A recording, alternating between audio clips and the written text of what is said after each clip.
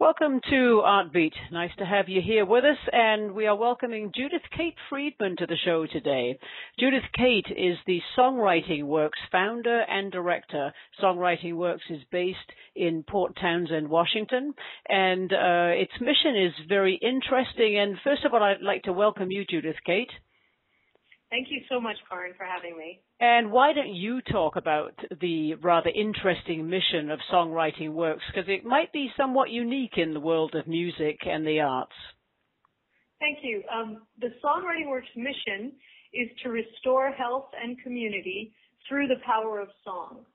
And we do that through a combination of collective songwriting experiences where we engage older adults and people who love them of all ages together in care settings and in community workshops and sort of your regular music venues that you might find to create original songs collectively and then to perform them. And the performances can take place in a concert setting, or sometimes now we're very interested in technology, so we have the possibility of having a festival, but then also having the work of the various participants go up on YouTube and be published on the internet in different ways. Judith Kate, I'm sure there must be a story as to how Songwriting Works came about, and I assume it will be connected to you and your life as a singer-songwriter and finding out that making music and making song, especially with older adults, had an amazingly positive effect.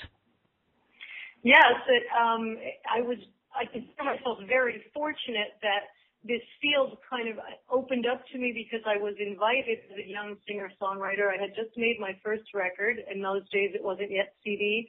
And I was on the road touring in the mid-'80s.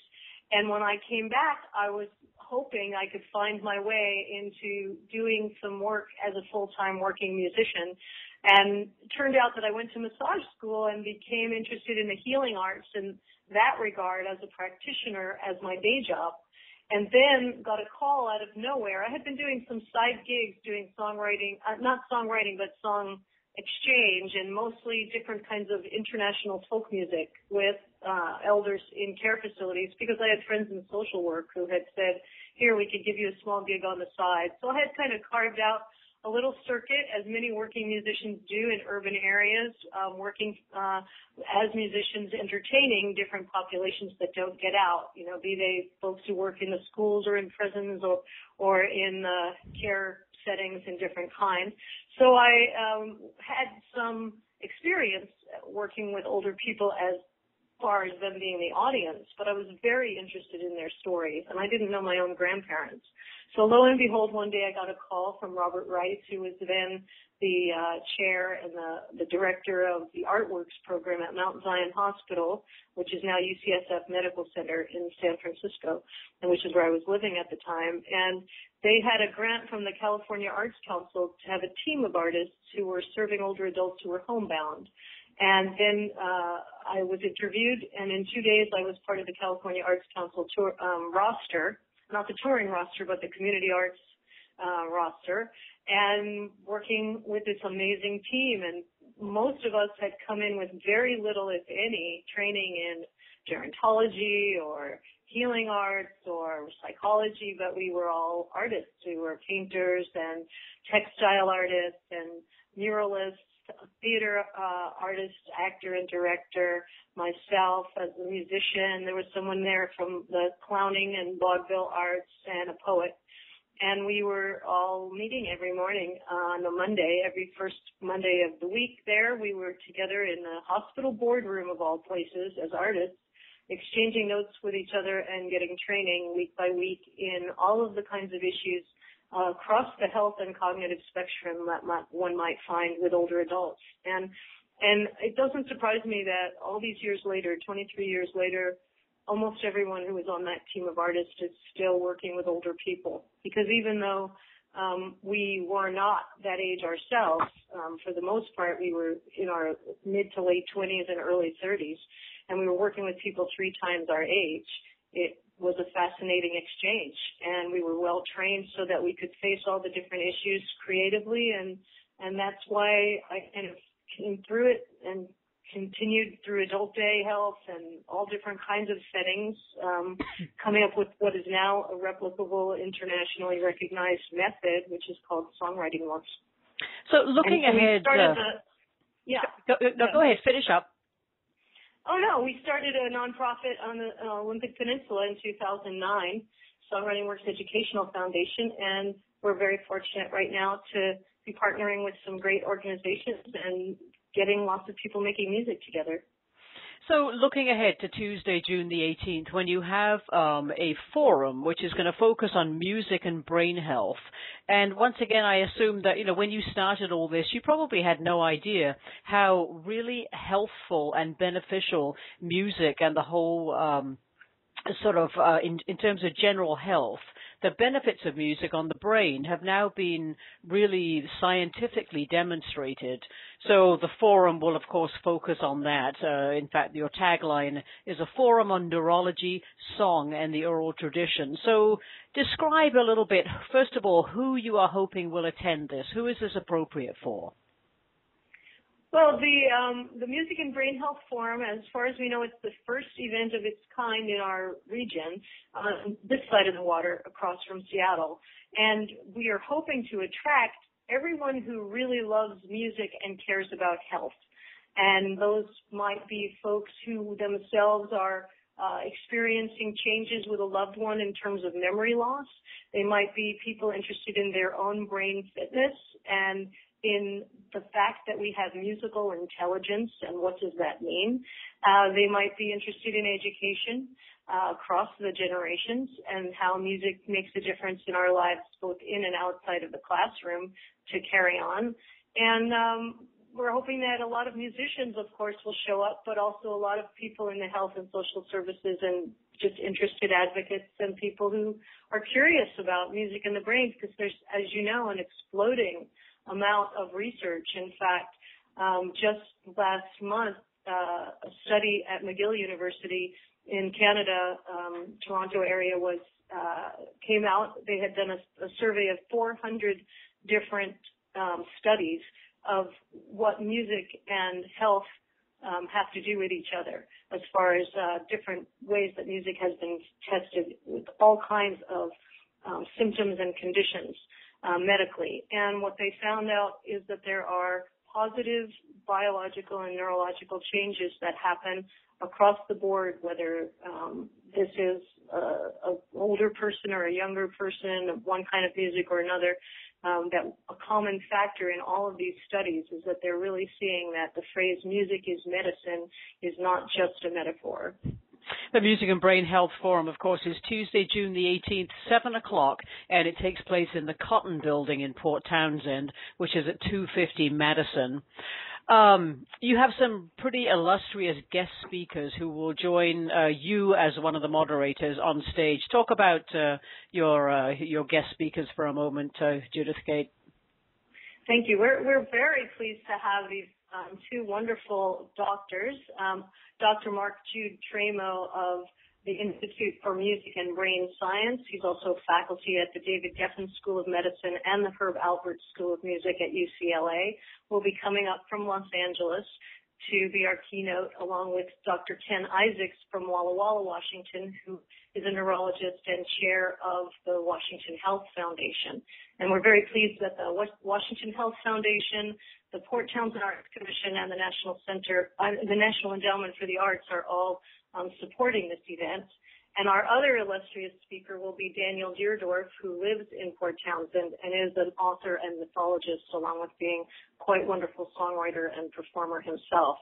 And he'll be coming in with the angle on the oral tradition and how he understands our songwriting process in the Songwriting Works experience as integral to brain health and how memory is kept over generations and over millennia, indeed. And part of the themes, I think, that run through your work, and no doubt will run through the forum on the 18th, will speak to the benefits of music on conditions such as Alzheimer's and so on. So, can you give us an example of a positive experience you have had personally with music in maybe a care facility or with somebody with Alzheimer's? Sure. one of the experiences that I love to talk about is in Port Townsend several years ago, when I was first asked to do this work here in a rural environment. We were given 2-hour sessions rather than a usual 55 minutes or an hour to see what would happen with a group of just 9 or 10 people, mostly women in the care facility, all who had moderate to later stage dementia, or what we're now calling neurocognitive impairment. And there were 2 women in the room who did not respond very much at all for the first 70 or 80 minutes. And then, almost like an awakening, they started to engage.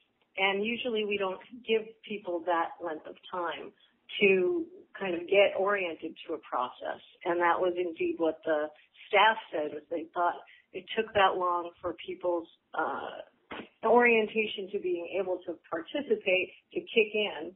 And then we had this interaction. And you can go back and listen to the tape. Every single line of the song became longer and longer in the conversation as we were composing it. And over again, and there's other stories where a gentleman had no ability to speak anymore, and he could still sing. And so each week that he was with our team of songwriters, and this was in an Alzheimer's care community in Sequim, Washington, he came forward closer and closer to where we were writing everything down on the board, and he started belting out melodies. And the last song that we wrote together, he gave about 70% of the melody for the entire song, which is quite a haunting choral piece of music. Which, of course, does lead us into upcoming projects. But before we get there, just to quickly reiterate, so we have a 7 o'clock start on Tuesday, June the 18th, the Cotton Building in Port Townsend in Washington. Is there a charge for people to attend the forum? We're asking a $20 general admission, $12 for students, elders, or fixed income, and no one is turned away for lack of funds. So please do contact us. Can I give a phone number, Karen? Please do. It's 360-385-1160. We will have tickets available beginning around the 15th of May at Quimper Sound in Port Townsend, as well as directly through our office and likely through brown paper tickets. So if you go to our website, www.songwritingworks.org, that information will also be posted on the home page shortly. But right now, if you're listening and you're not near the internet, you can give us a call at 360-385-1160 for more information. Okay, and then we just have a couple of moments, but what other projects are in the hopper for Songwriting Works coming up in the next few months? One of the most exciting things is this project really started on the Olympic Peninsula in 2007, and we have more than 20 songs that we've composed here. So this year we got a grant from the National Endowment for the Arts to bring in Orville Johnson from the Seattle side, wonderful instrumentalist and a longtime record producer, to work with our team of musicians. Some of these names might be familiar to folks. Keith Monta-Apkar of the group The Harmonica Pocket. They do wonderful children's music. Matt Sursley, the fine mandolinist and songwriter. Daniel Deerdorf will be a guest artist on it, and Anka Summerhill from Salt Lake City, who has trained with our program, will be coming up. Myself and Amy Ringel, and we'll be singing the songs composed by more than 200 people on the Olympic Peninsula, and also weaving in some of the field recordings of people's participation in the workshops into a really wonderful CD recording. So we go into the studio the first week of June. Okay, all right. So we'll be watching for a CD release coming up, and maybe we can have you back on the show at that point. But it sounds like lots of things going on. Songwriting Works has really taken off, and I know we've been very interested here to watch your progress. So, Judith Kate, you still excited about what you're doing? Absolutely. It's just getting more exciting because the music and brain health thing and all of the research is finally confirming, not only in music but in all the arts, that doing this with each other makes sense for our health as well as we know, for our spirit, our well-being, our creativity. But that we now have science, beginning to wave the flag of the arts and looking at turning the STEM idea into STEAM and having arts right in the middle with science and technology and engineering and math. that's the vision and that's the direction I think we're all heading. The website is songwritingworks.org for more information about the upcoming Music and Brain Health Forum, which is Tuesday, June the 18th in Port Townsend at 7 p.m., and also about other projects. They're a busy group, so it's always interesting to see what is coming up, and we will, of course, check back when it comes time for CD release time. My guest has been Judith Kate Friedman, Songwriting Works founder and director. And Judith Kate, it's been a pleasure, as always. Thank you, Karen. And if anyone's interested in volunteering with us, we would love to hear from you about that as well. Thanks, everyone. Thank you.